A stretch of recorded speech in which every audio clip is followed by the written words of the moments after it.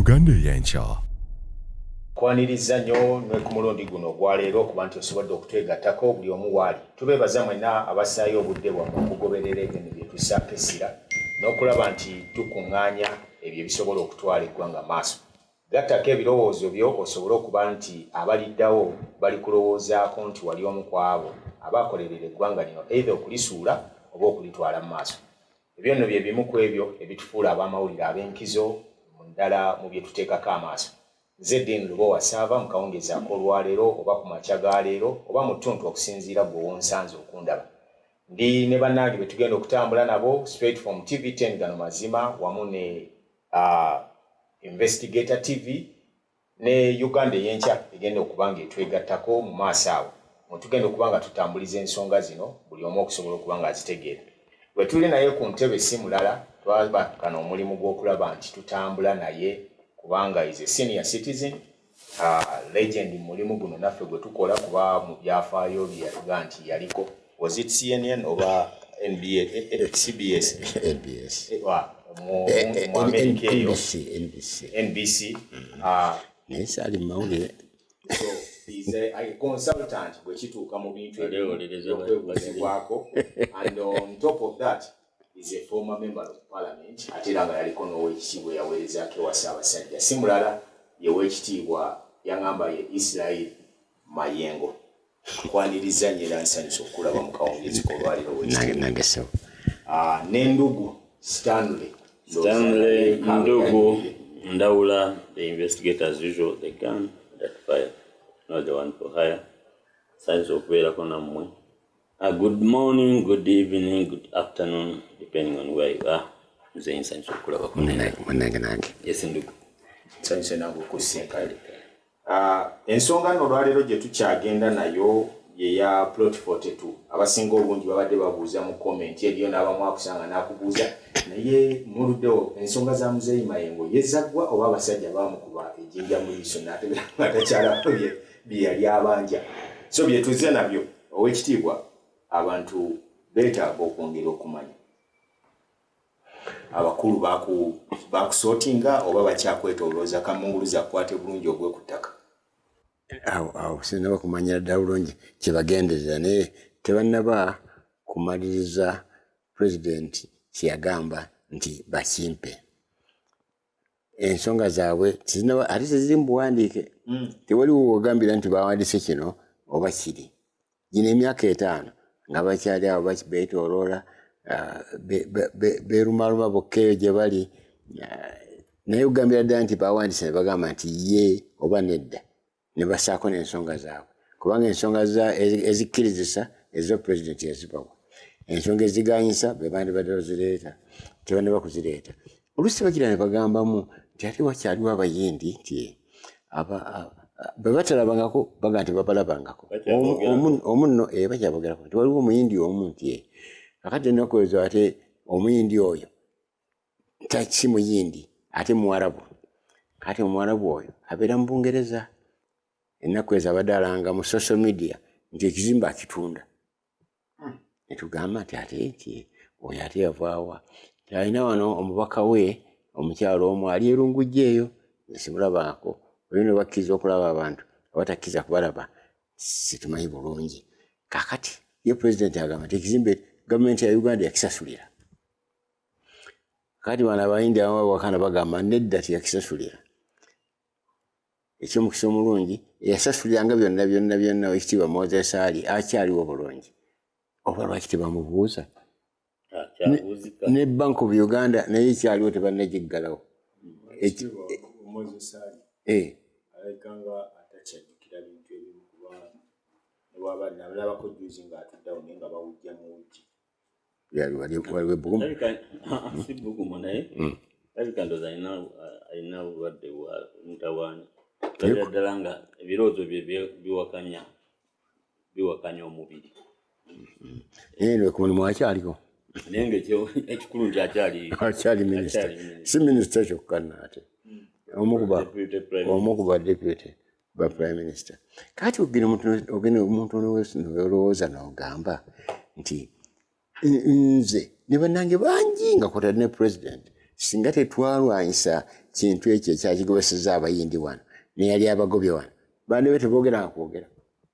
wano bandi bete baliwo nakubaawo naye twakola sacrifices empitirivu obungi okusobola okugamba nti abayindi abo basobola okudda wano ne bakangaza nga bakangaza kaakati naye bwakitegeddeko nti basabye eggwanga eritongole eri abayindi is it a tribe baagala kubeera registered mu Uganda nga mmwe abasisi nga abakuuki abakyoli ebaali babateekamu baamala kusaba bwe baali basanga Bakalamojja baalinayo petition gye baakola Abaganda be baasaba ekyo kitegeeza nti abantu abaano beemanyi ate oba n'Abanyarwanda bagamba nti nabo baawana nankubadde teriyo ddala ggwanga lyogamba nti ono Munyarwanda eri Abatuusi Abatwa n'abalala naye Munyarwanda nti ono Munyarwanda taliyo ate kikumpi kyekimu nga munnaffe yawakananga edda mu 1946 yali omu ku baali bakulira Nigeria naga teriyo mu Nigeria n'omu eriyo Bayoruba eriyo ba Igbo eriyo ba Hausa n'abalala naye mu Nigeria taliyo mu Nigeria bagamba nti omuntu asola mu boundaries za Nigeria abazungu abe bazikola naye mu Nigeria nti ono eggwanga lyo mu Nigeria taliyo ne Uganda naye taliyo nedda sebo tulina Abasoga tulina Abageso tulina Abaganda tulina Abakyoli tulina Abanyoli naye ba Ugandans tebaliyo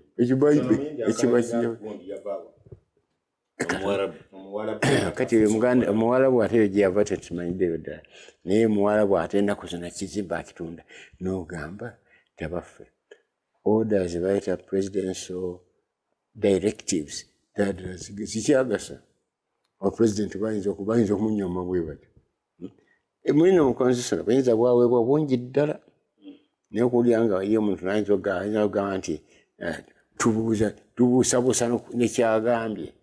weewuunya n'okwewuunya oba kino kikonfaminga ebyo bye bagamba abantu eyo nti pulezidenti baamuwamba si yafuga alina abamufugira eggwanga lino baamulekera mmotoka nankofiira ye naye balikitutte kaakati enkofiira ate nakikubuuzaako wano oba n'okyebalama ne God, do you think the center holds any more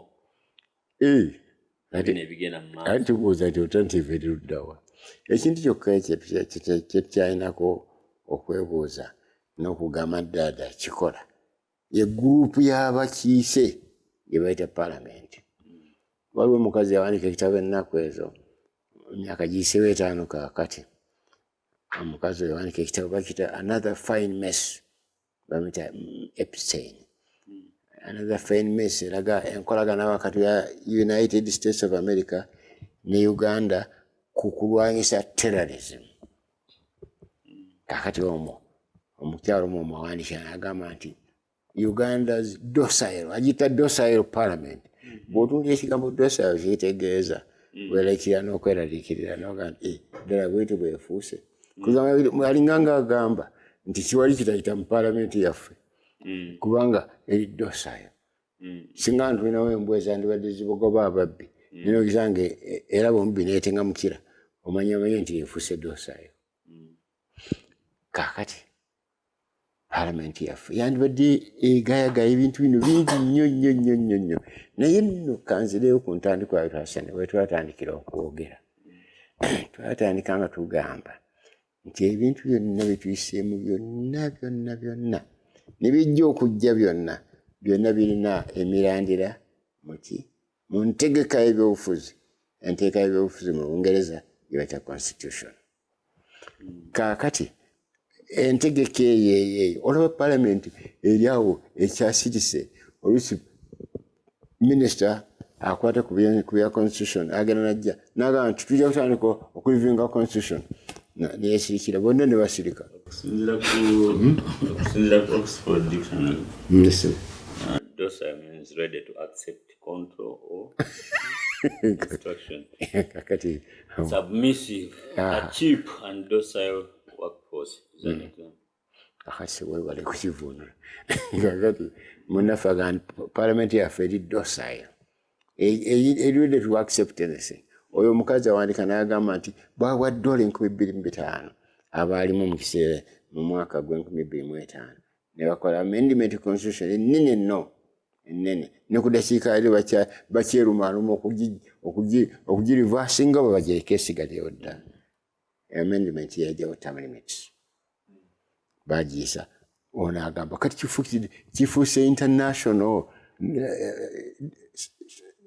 knowledge nti baabawa sente bami ba parliament sure zibanga ne sente nti mulimu bamuwayo biliyoni ya siringi ne miliyoni 5 ezitagula na meezi eno kuba kafaananyi kasebo idea yange ey'enkulu ennyo omuwarabu tusigadde tugamba awo nti bakyalimeddwa okukakasiza ddala akulembera wano bw'agamba nti ekizimbe ekyo twakigula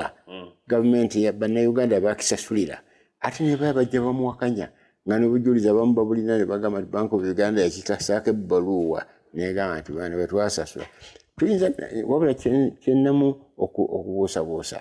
okuba baali bannanyitoli baali 7 sirowooza nti bonna bagenda wamu bayinza okuba basaasaana nga ne babayita ogamba nti mudukire sente oba omu n'agendayo abana batagendayo oba bonna tebagendayo nga ziryaliyo kubanga ezo teziyinza kuvaawo kaakati ekyo tekijjaawo kintu kikulu kigamba nti bwe baali bakkirizibwa okugamba nti mukomeewo ekiragiro kyaffe kyali kigamba ekyayita mu gavumenti nti abaali bannannyini bakomewo balina ennaku 9 okudda basabe ebyali ebyabwe kakati abo baafumbira omutwe ne bagamba nti ndaba amateeka agawano tegaliiko ddala muntu agalowoozaako gonna tukopa bukopi gava mu Bungereza nga bwe gajja mu unpopular ideas mulimu ne ka subject akamu akagamba nti parrots in public offices bebakwata ekintu ng'enkusu awo emanju awo walingawo enkusu awo nabagibanyuza luli enkusu eyo omukyala bwe yalingana yayitanga omuvubuka yatuyambanga akanga mweta Alex bwe yayitanga Alex enkusu esooka okwanukula wanyi maama mbulusi tomanyire ddala oba omuvubuka yayanukudde oba enkusu yanukudde ekibuuzo kigamba enkusu yali emanyi kyetegeeza kakati amateeka agamu wano mu Uganda tugakutte ng'enkusu bwe yandikutte ebintu bukusu awulidde ne bagamba nti kiri kiti kama nti abazungu bwe bakiisa ennaku zino mbadde nayo enkayana ne city council banguze eika z'ettaka 6 eruzire eyo twali tugenda kuzimba hotel ne bayita akabanga nga baŋŋambye nti byonna bisasudde byonna nali ne munnange byonna bisasulidde tusasulidde sente eza surveyor tusasulidde sente z'obuyinja tusasulidde sente buli sente yetagisibwa yonna ewedde ne bagamba mulinde kakati waweriza ekyapa twagenda okuyitawo gwokubiri nga waliwo abazimba kakati waguze waliwo abazimba situzina kakati ogenda okuleeri musite kanso nga ne rekodi zonna tezikyaliyo ne fayiro teriiyo terina kantu konna kasigala ekyomukisa omubi baali beerabidde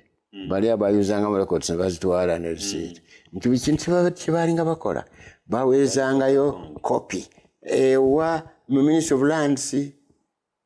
kakati Ministry of Lands ntugendayo nasanga kopi ezo zonna nga gyeziri Permanent Secretary n'akikakasa nti zonna weeziri wano kakati omulimu gwe mulina okukola mubawe ettaka oba temusobola kujjako bantu abo mubawe ddala oba si ekyo muzeewo essente kati batandika nno okupalaapalanya ne batuuka bye bagambira nti munoonya awalala ebbalibbali tubawe ne tunoonya ne tufuna basaveeya okimanyi nti Kampala District Land Board temanyi ttaka lirina titegeera kubanga naye esobola okulibba ate esobola okulibba naye kyangu okubba nnyo kyotetegera bulungi naye ekyewunyisa ne wali bwe baali batuguzizza bw'obuuza nti kati ani aliwo tebamumanyi naye ennyumba weziri zonna yiika 6 mulamba nnosebo kati maama ne bakuwa walala ate buli we tunoonya nti ate awo waliwo abalala ne tunoonya abalala nti waliwo abalala buli tukakasa nate bwe bagamba nti tewali ne tuya tunoonya bwe mubuuza omwami w'ekyalo ng'agamba nti ate awo bennyini be baagabawo naye tebeerabidde nti baagabawo baawawo bagondi kaakati n'ogamba nti kati oba mu bisaana okujjawo oba ne district land board ya Kampala esaana kuvaawo kubanga kizibu okutegeera mulimu kyekola ddala obulungi leave alone kasita council yennyini batwali ku kesi ya 42 mbadde njaga okufundikira kali ak'enkusu kakati nga wayise emyaka tujja tuteesa nabo batuwandikira mukole kino buli kyetukola nno kitwala essente batuuka n'okugamba nti munoonye abaana abalirira essente bezenkana ne tugenda basooka kugamba Bank of Uganda ekibale ne ngamba nti bannaye kooti no yeragira ne nga nti bannaye akantu ngaako ne mukawa Bank of Uganda nti ekenoona ebiseera kwako omulamuzi n'agamba nti bank bateekwa okulwanukula ne mugamba nti ate naavuddewo n'abawandikira ebbaluwa n'abawenda ku 7 banyonyole essente zetwasasula zaali singi kumpi obukadde 4 kati wese emyaka 44 twasasula nga ninayisa president wano mwaka gwa 79 olira kakati Bank of Uganda tiyamuddamu nga wayise sabiti 2 lawyer wange n'akyalayo director of finance n'agamba nti ako nakabazeemu ne kantabula bwe mbala essente bezenkana nyingi nnyo zitiisa n'okutiisa ate benazeemu gwa kuinga kyentono nnyo kiri unrealistic nenkivaako bagende banoonye bano ba Price Waterhouse Ernst & Young audit companies zibale mulembe kyugo gawati mulembe guno emyaka teyina kwera myezi mukaaga wano ku Kisaka wano Kisaka kakati abo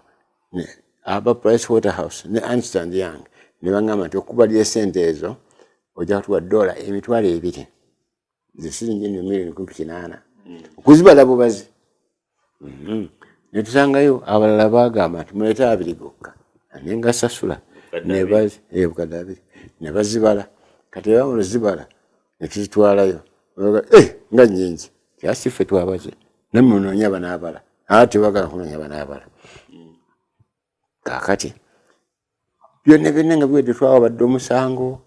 ne babula n'empoza gye bassaayo gye bayita defense tebeewozaako ekkooti neegusala ndi mugusinze ne wayita kati emyaka kumpi 5 tugamba nti bannaye katuzzaako ki nti muddeyo ate mu kkooti mumala okukakasa claim yammwe bagita formal proof muprovinga nti essente ezo zebaba baddiza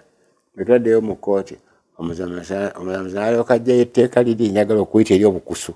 n'agamba nti etteeka ligamba nti omuntu bw'akusobya oteekwa obuwaaba mu bbanga etasuka myaka 12 eyo yenkuso ne gye ŋŋamba eyo yennyini kubanga tiyalowooza kintu ekigamba nti bali tukolagana negutwawaabwe wabire oyo ebbanga lino lyonna munoonye kino ntukinoonya mwongereko kino ntuyongera mukole kino ntukikola kakati mbadde mukyali awo temala kutuuka ddala ku nkomerero kugamba nti balemeddwa ba tebalemeddwa oyo wagambira nti mwandibadde mwe mwawaabadda nga temukyateesa mukyategeragana already ekintu kiri kakati eyo enkusu gye ŋŋambe kakati amateeka gano gonna bagagyeyo mu common law w'abazungu ebintu amateeka agava mu mpisa zaabwe ne gadda mu mateeka ate ne geefuula ne gaddira nzifuka empisa zaabwe ffe n'enkusu tukwata bukwasi ogambira kati amasomesa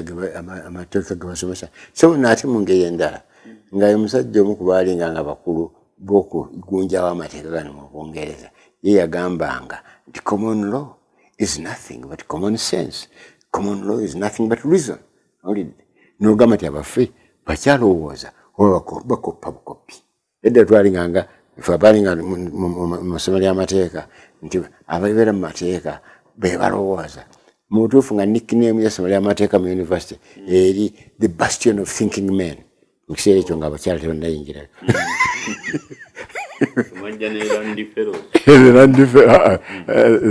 the reasonable man ne bagamba tebanga reasonable woman bonna bali mu common law reasonable man tebogerako ku reasonable woman nagoleka tinaku zino gye bali kakati so amateeka otuukirako ebyowulira law review commission zinawulidde nga osomaawo law review commission noga nti ekikoze nno okumala emyaka oba bakola ki ate waliwo ekiseera ng'agikulira ate mu Ngereza.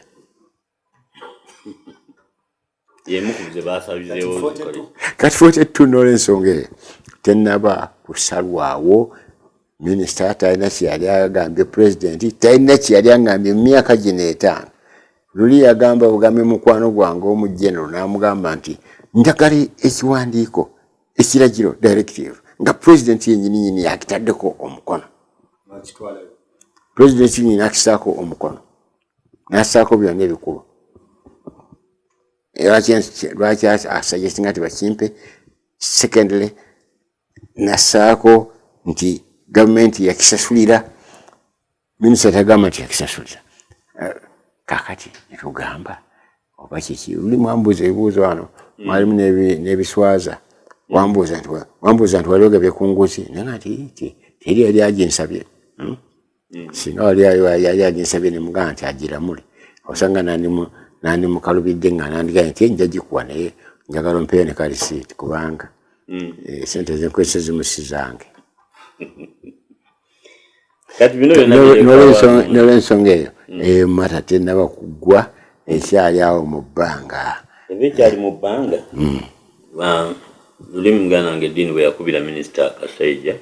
namugamba ebyo byonna sina kyentegeera buuza bizibu akulira custodian board. Bizibu bamubuuza naye wamulaba ku gundi n'agamba minisita namugamba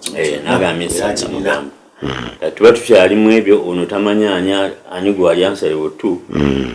Departed the Asian Property Custodian Board ne bagi proposing amuzibu ze bagenda okusaanyaawo okudissolvinga. Ekyo kireka project kati ng'eyo n'endala ezifaanana bwezityo. President yawandiikanga Departed Custodian Board, Departed Asian Property Custodian Board. Si yawandiikira yawandiikira Minister of Finance yakyaliwo. Bwana dissolvinga Ministry of Finance ate wana ku parliament yaffe eri docile weewuunya singa nga bagiggyewo sandewunyiza nga bagamba nti ate parliament aliyo gye tuuse eri docile eyinza okiisa Ministry of Finance bagifacing out bagigatte mu kintu ekirala. Togikira ku mulembe gw'Obote. Obote yali Minister of Finance yennyini nga ate president. Bano basobola yaddeyo kiko bagayeddeyo mu presidency ka section ka office president. Kyavayo kuba ku ssente Sunday wins ani nedda a tradition. Talking about dissolving these things nze igwo mu kubaaliwo wali active in politics ebiseera bino ebintu byonna biri 33 bulijjo bitwala ssente z'abaliwo omusolo birimu abakozi abasoba mu 2,500 bali ssente kati they just come up with a suggestion, let them be dissolved. How did we get there in the first place? Kakati ebyo nabyo byateekebwawo mulundi gumu. Waliwo ekyenandise masitaani yennyini yava mu America nno mu bitongole bya United Nations kino kye bayita IMF, International Finance. Be bayita n'ekirowoozo ekigamba tukole ekintu kye bayita ekinganga decentralization. Ate tebakiyita decentralization, waliwo erinnya erala lye baakiyita okuggyawo ebintu gavumenti mwebadde yenyigira yennyini. Ekyavamu privatization. Kaakati nga bo bajja ne argument egamba gavumenti tesaana kubeera mu business. Gavumenti esaana kukola regulations, business sigale nga zeetambuza zokka. Kaakati nabaka batandika okuggyawo ebitongole ebyo. UDC nemenyekamenyeka. Kaakati waliwo Uganda Electricity Board nayo nemenyekamenyeka. Tegereza Uganda Electricity Board bwevaawo ne bagisikiza company endala emu ku generation endala ku transmission endala ku distribution n'endala bweri ku ki. Kakati era ate nebeera regulatory authority. Kati noganda tobeyo bekola ki. Ennaku ezo nawulirayo n'ekintu ekirala Uganda Uganda, not rehabilitation, Uganda retirement benefits regulatory authority.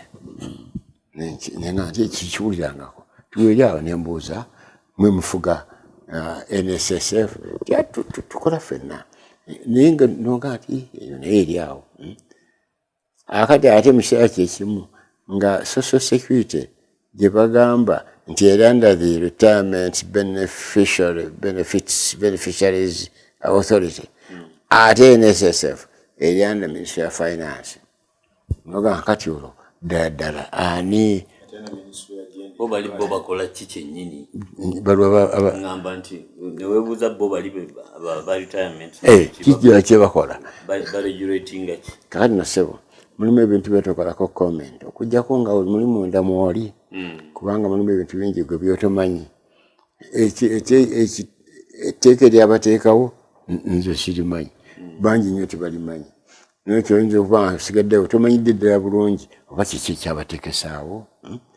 oba waliwo ensonga ddala enkulu ennyo ezigamba sante balekawo regulatory authority eyo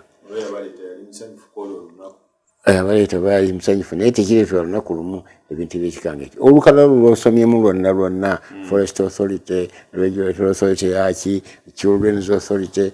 even seniors councils ezikwata ku bazeeyi nga ffe nange banteekayo ennaku ezo naye banteeka mu ya city council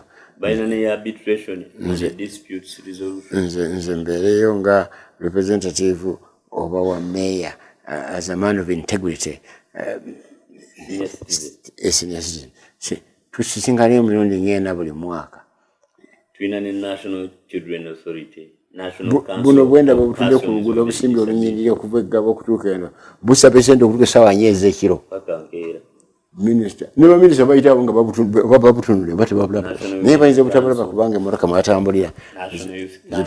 National Council for Older Persons mwe twandibadde ffe beesaana endala kati for the oldest persons kubanga eriyo the older ones bo bagamba emyaka 6 naye ate emyaka 6 siba tebali that much older kakati so government is a big business ebyo byonna biri omwo nawulira ne opportunities gyogamba Equal Opportunities Commission kati oba yakola ki sinaba kumanya bulungi omanyi mu constitution yaffe mulimu n'ebintu ebikwewunyisa bwe bagambira nti Uganda yonna abantu abagirimu baleka okuba represented in certain organizations nogamba ekitegeeza ntiku electoral commission kuteeka okubaako omukalamoja kuteeka okubaako abamba kuteeka okubaako abasese kuteeka okubaako abakiga olaba kintu kiri blanket kati ku opportunities mu butuufu kitegeeza ki kati ennaku zibaddeyo ey'omulugunya abo nga si be babadde bagamba nti waliwo imbalance obutali bwenkanya mu kukiikirirwa mu lukiiko mukiikirirwa mu parliament nga bagamba nti kalugambe amambuka ya north balina ababaka bwe bati mu parliament east balina bwe bati buganda bwe gyebayita central uganda balina bwe bati ne western erina bwe bati nga bagamba nti western ababaka abasinga yesinza ababaka abangi mu parliament bw'obuuza nogamba nti bakiva ku ki balina liberty kugenda nga batematema districts kati bagisaawo nti district ewedde amangu tebafunamu member omukyala alipresentinga district ne bateekwa okumanyamu ne constituencies ezinaabaamu ababaka kakati erudde eyo eriyo district nyingi zebagunjaawo kakati alina osanga ng'ez'omu Buganda zo tezizadde zikyali nneneko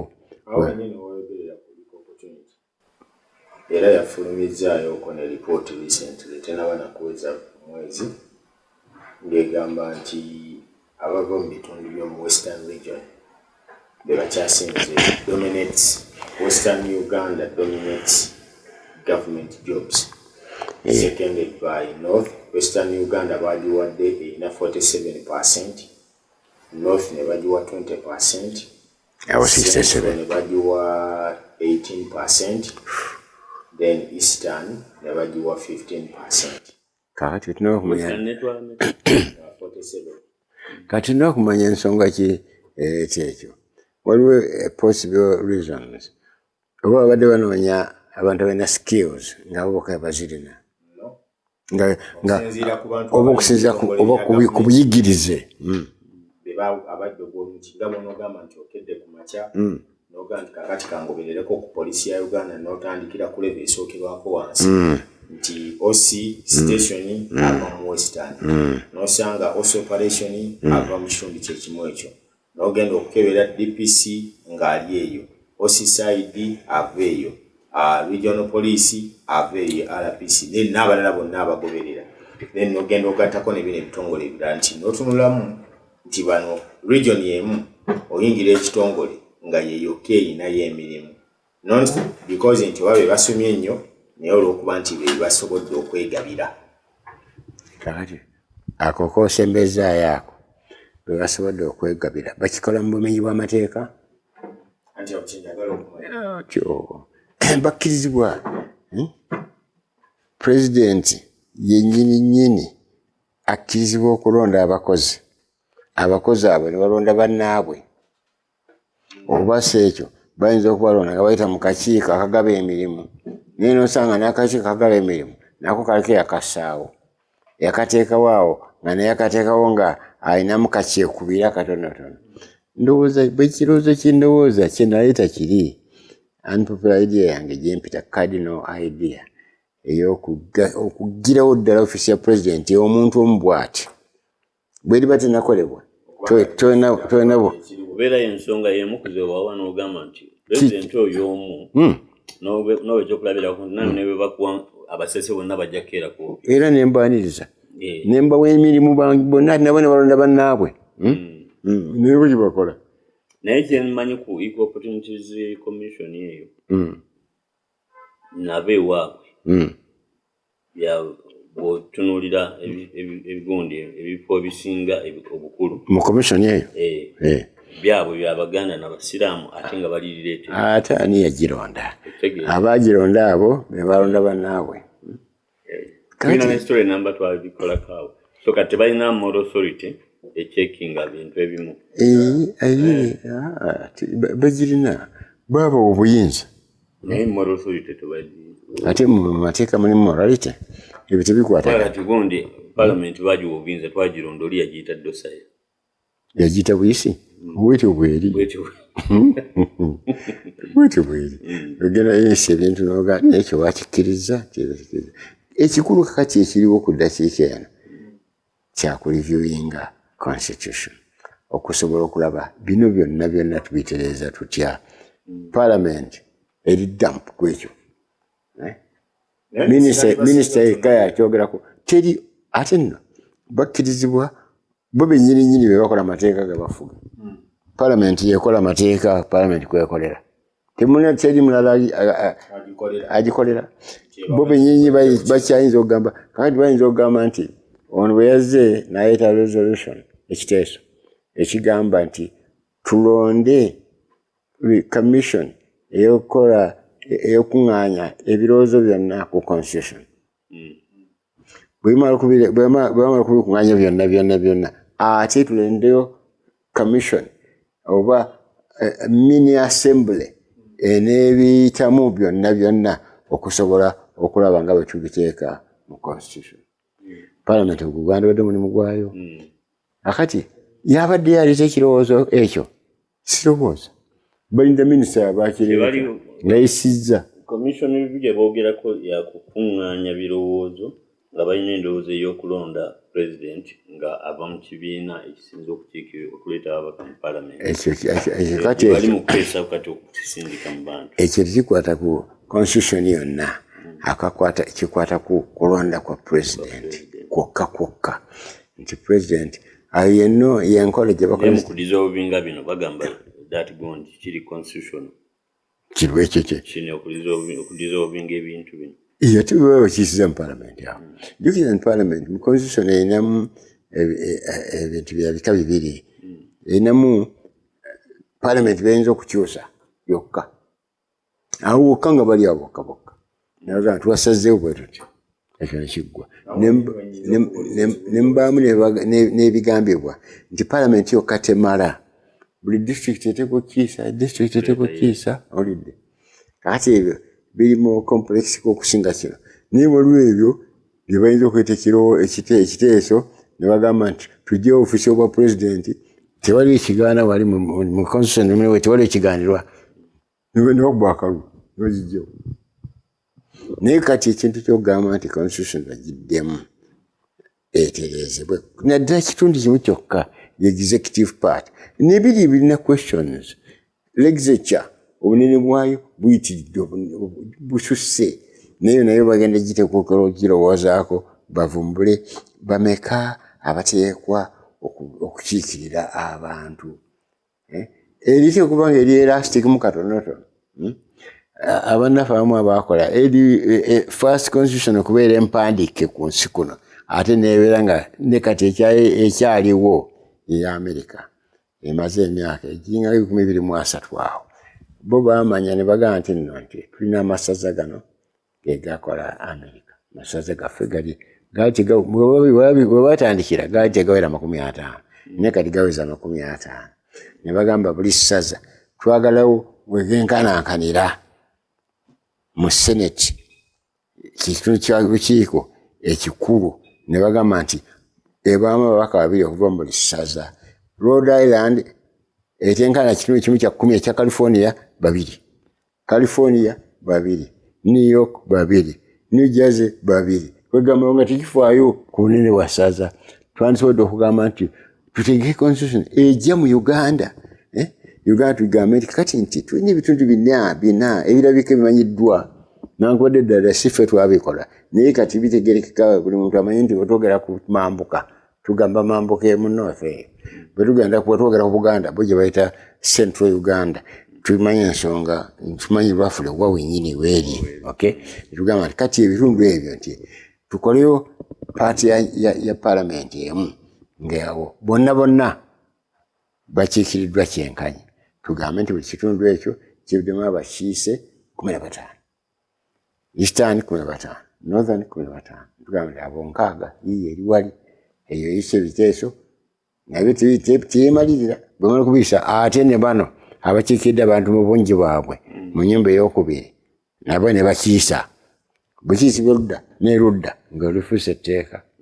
Bukiisibwa erudda edda nkitayisibwa nga batuuka bagambye akatutuule bajjayo komiti erudda eno ne komiti erudda eno okugenda okutemaatema okulaba okwanjuluza nsonga ziri zitya eziganyisizza ekintu kino okukkirizaganya okusaba bafuna webakkirizaganya middle ground webakkirizaganya nebagamba kati tukiisizaawo ekyoka kiyitirawo. Kakati ekyo parliament yandibadde nga erowooza kati mu constitution ebagenda change empya engeri y'okulondamu kabikasinga n'okwawulamu mu parliament ebirundi ebiri ekyo nga kiyinza okuwanguyaako n'okulongoosaako ku nfuga yaffe ku nkulembera ya gavumenti yaffe. Kakati awo bwe twandigambidde nti mu house eya bulijjo eno ento eya wansi tujjaga bugambi nti buli kakadde k'abantu kakiikirwe abantu 3. Kakati ekalamu gye eriyo miliyoni 1 ejja kuvayo ababaka 3. Oba eriyo miliyoni 9 ejja kuvayo ababaka 9. Okay? Kakati nitugenda nga tusinza ku bungi kati olwo togenda gamba nti ate ab'omuwesi ate basinze obungi. Olwo bajja kujja nga basinzira ku bungi bw'abantu bebakiikirira. Naye kino ekyokugamba obugambe nti bakeera nkyala bagamba nti twasazeewo constituency endala empya n'endala empya n'endala empya n'endala empya. Kakati azisala nno ava Ssese. Kakati wensala nengenda ku kizinga ky'Ebukasa nti eyo constituency 2 nengenda ku Buggala ezo 5 nengenda bwentyo nga tinnamuwakanya teyagamba nti abaye wasinzidde kuki ku migga giriyo mu nsozi ku bantu. Era ndoza nga bwagambye ebyo byonna biri political. Nzijukira ekiseera waliwo ekiseera ekyali nga bw'otunula Rakai district erimu kati gy'owulira kyotera waliyo Kakuuteeri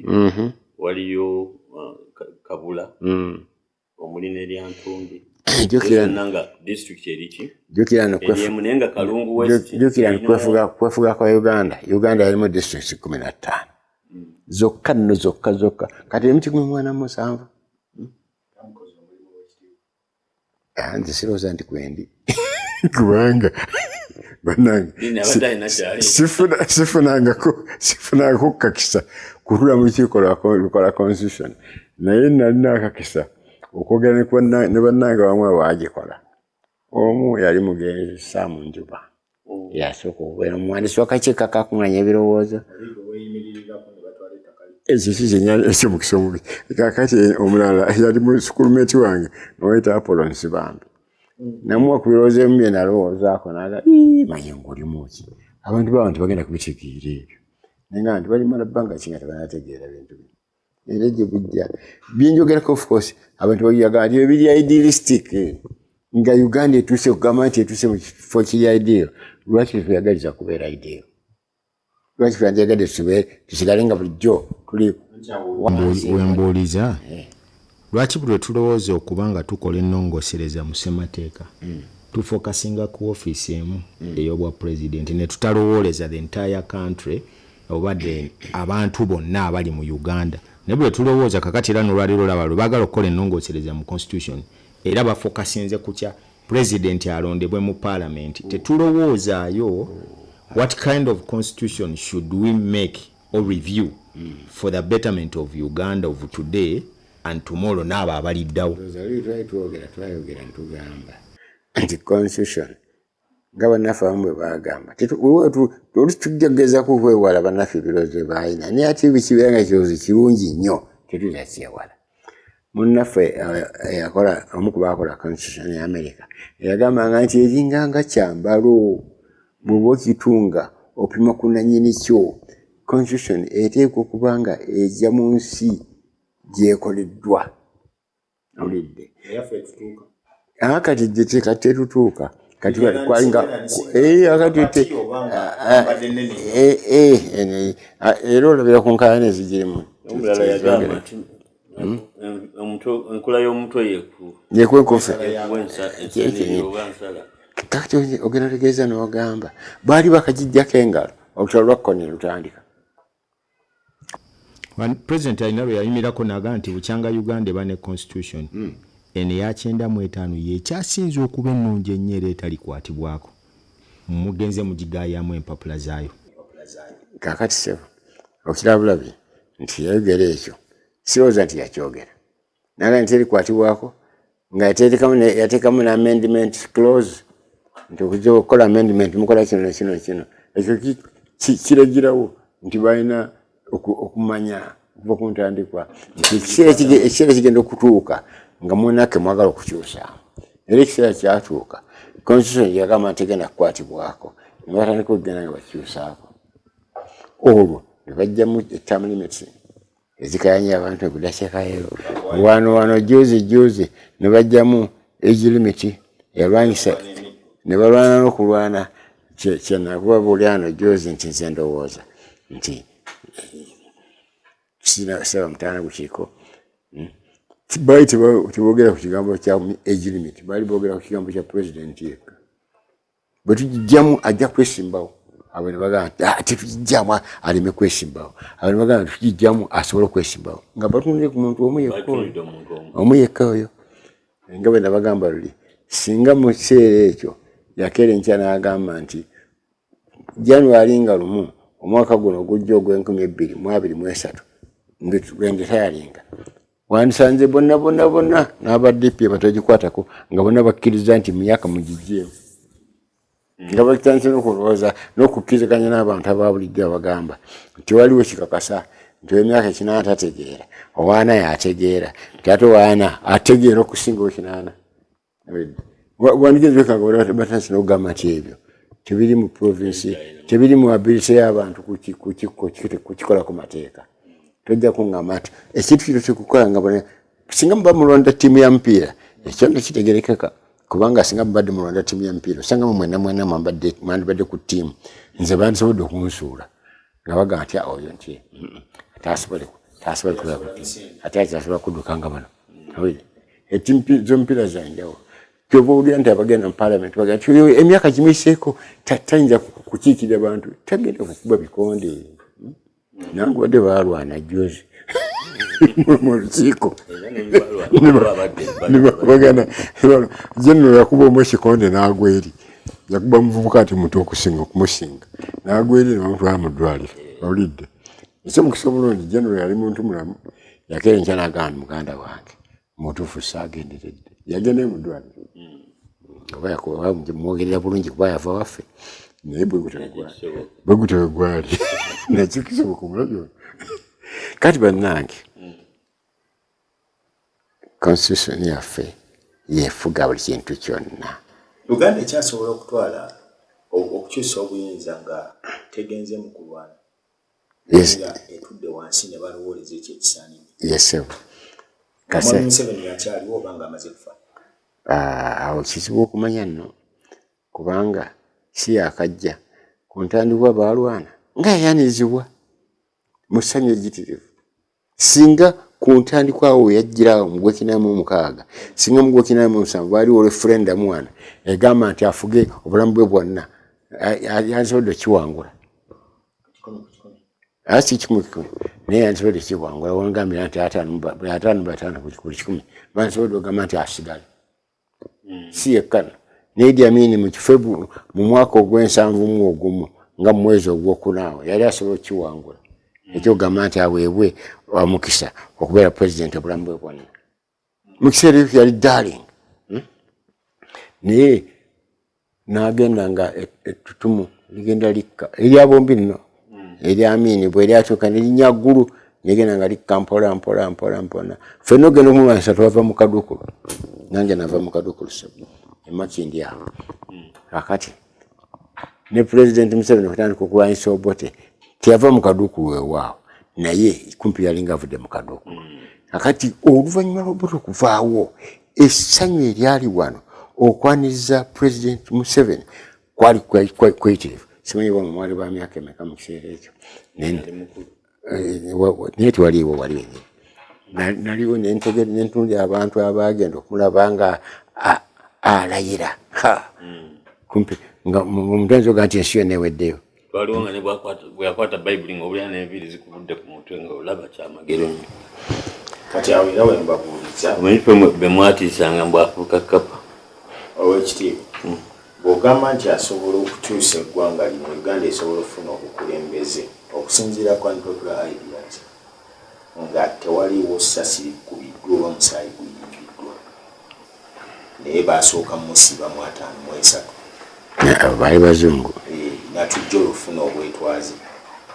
bwe tujja ku Obote naye okubutwala yamala kuba 2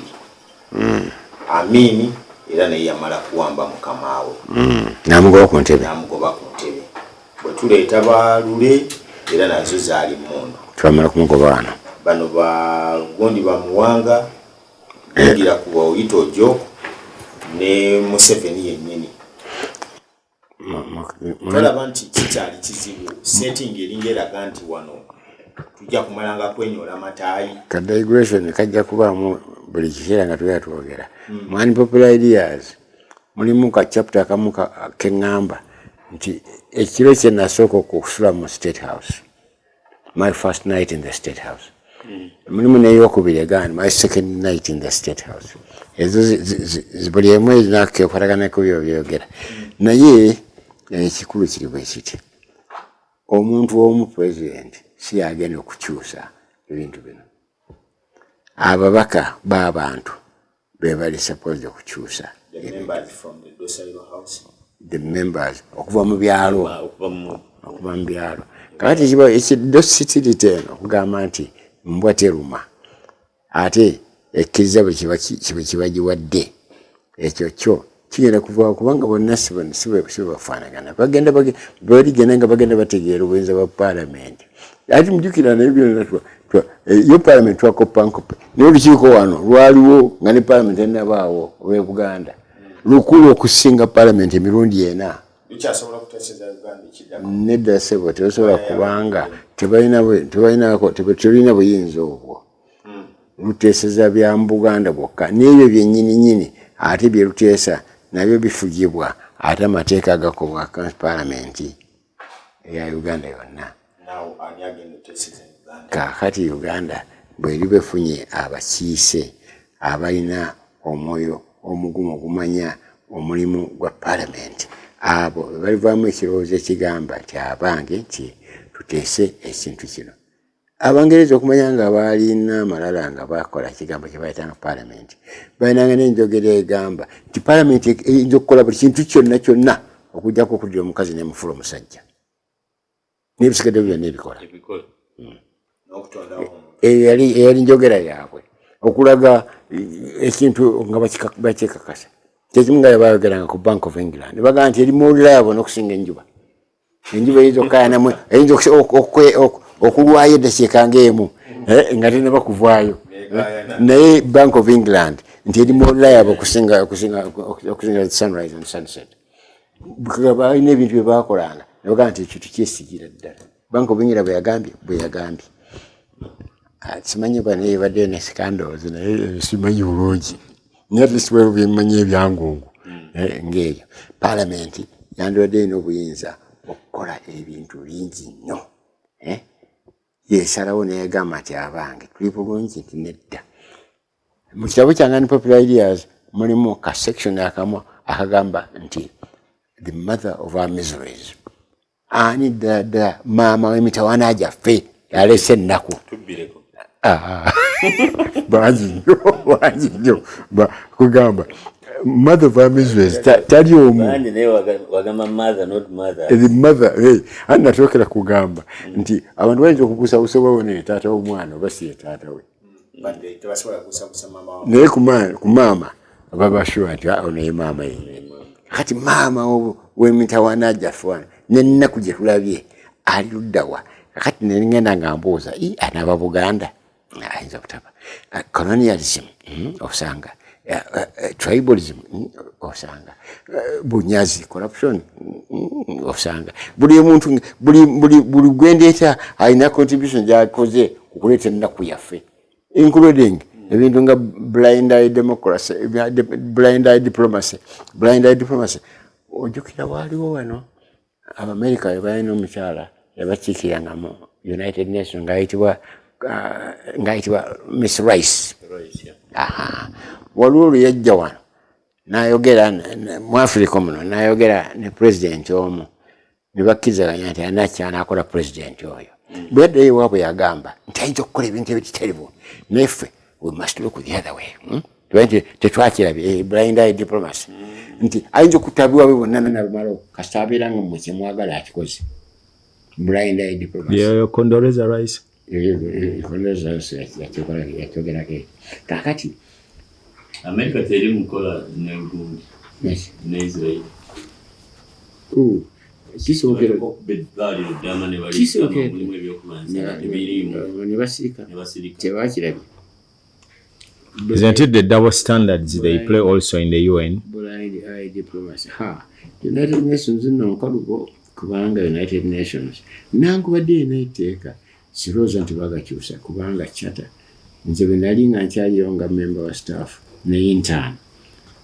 ate jjukira nagendayo nga nsoose kukola study nga nsoose kusoma United Nations yokka okumala ebbanga nga chata yalinga egamba teri member wa United Nations ateeka okusonda ssente zisukka kimu kyakusatu ku budget yayo kubanga wasukkayo aba atandise okudominatinga banne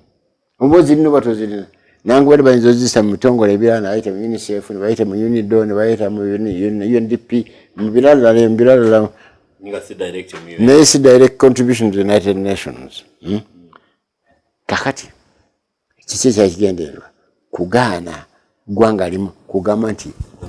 ye dominating ayo naye ate ne badde ebbali ne bajja bakola security council ne bajja bateekamu mu kiseera ekyo be bayitanga ba permanent members abataano abalina veto abataano abo ekintu kyonna biva ekyayiseewo bonna omu n'aganze I abstain sijja kuba kalulu ng'ekyo kigudde bonna bakiisizza omu taganya kigaana naye aganyoganye kuba kalulu abstain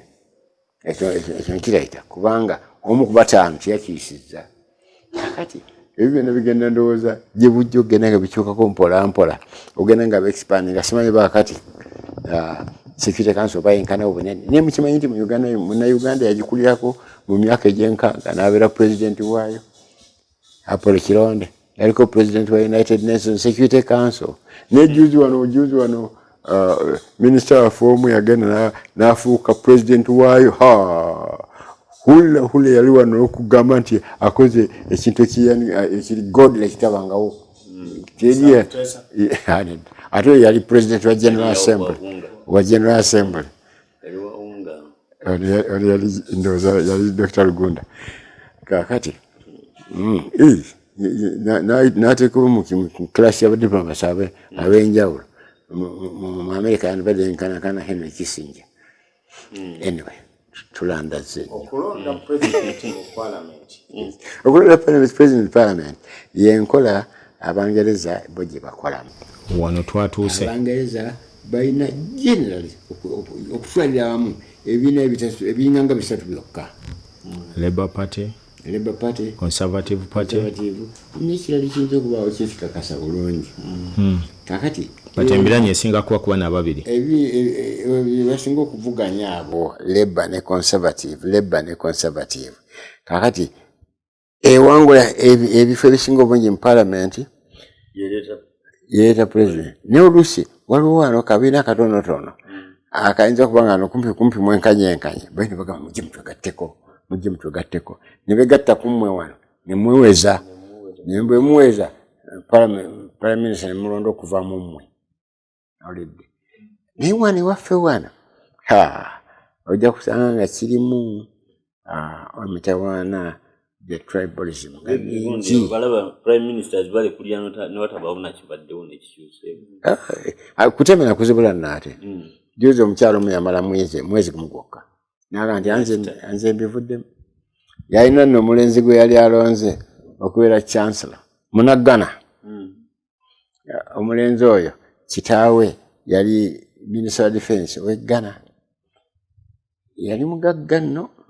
kubanga yasomesa omulenzi oyo mu ssomero ly'Abangereza erisingirira kuba conservative libeeta Eton n'asomesa abawala bana mu Shabon kati ekyomukisa omulungi muwala wange naye yali asoma mu Shabon mu kiseera ekyo yagendanga n'awummula awaka noono omuvubuka ono yali alondeddwa okubeera chancellor nanga naye ajjayo olulala taata waabwe n'abuuza omuwala omu nti gweyagala kukola mulimu ki omwana aga nti ayagala ku beautician kusiba nviiri ali eshabon okiranga tekyogerekeka naye kakati olaba bulabi nti n'omuvubuka naye naresigning naga nti yanonda agenzi nga taliwo teyeralikidde nti anaafa enjala ate kufeera ku mulimu wano sebo tutuuse ku baministers baffe abamu oluusi nosanga bagamba nti nno mu parliament nti alabika nnono kukowakooye nze nagendanga mu parliament nali mmanyidde nga siriya kyamisana kyamatooke nalabanga bannanga otulo nga tubagoya bali mu parliament tubagoya bali mu lukiiko ekisenge tekiriko madisa jjuke kiri ku air conditioning kakati boogera ku bintu eri tibinyuma singa wegendeeza nolaba olunaku lwasoma budget nolaba meka abakufa otulo wandyewunyiriza kubanga minisita agenda asoma okumala essaawa 5 asoma nanywa ku mazzi n'asoma byasoma half ku bamemba ba parliament tibabimenya kubimanya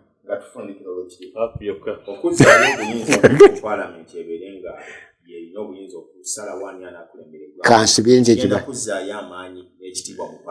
nedda sirowooza nze ndowooza nti parliament yenyininyini nga bweri ku dakiika ya leero kakati bweba nga eriwo kakati nga yesalawo ekintu ng'ekyo n'ogisinkana ng'eri overwhelmingly ya kibiina kimu eyinza okusalawo nelonda memba gweyagala nga yakibiina kimwe nelonda memba w'ekibiina nabeera prime minister ekisanja ekigwako ne balonda ogwokubiri ate bwogenda mu katabo kange ako unpopular ideas mulimu the mysteries of elections in Uganda waliwo entukira conclusion idea egamba neddala abalonzi bategeera kye bakola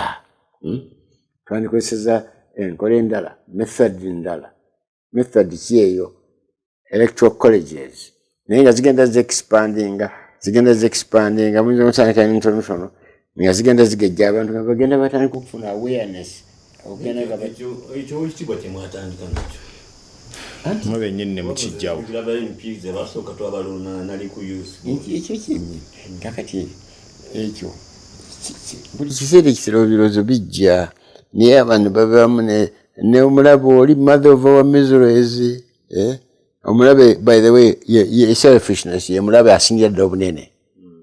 buli kintu kyonna kyogenda olowooza kyonna kigukira ku selfishness eyo njagala omuganda yaba president nagattako ne qualification njagala omuganda yaba president ate nga muprotestant oli naga njagala omuganda yaba president naye nga musiraamu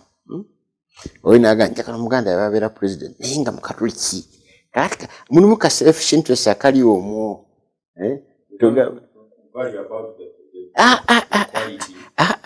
abaina ayina ensonga zendala lwaki yandiyagadde abeere restricted awo ennyini awo kakati ono yambuuza nti mbabbireko ku mother of our miseries asingamu munene bamweta selfishness ye maama yennyini asinga oba okola contribution singa obunene naye nogattako bano bonna colonialism yamala gatugattagatta tribalism buli muntu ayagala kubeera waabwe corruption abanyazi bayitidde obungi nogenda